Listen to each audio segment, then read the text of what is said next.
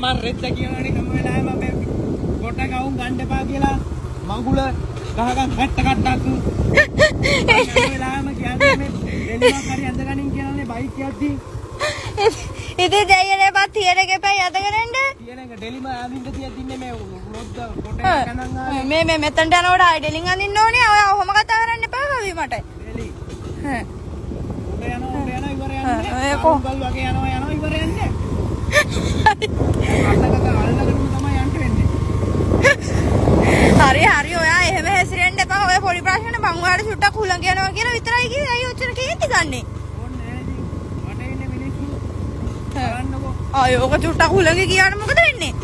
ඕනේ නෑ කොට ගවුම් තරන් දුන්නා මට ගහන්න ඕනේ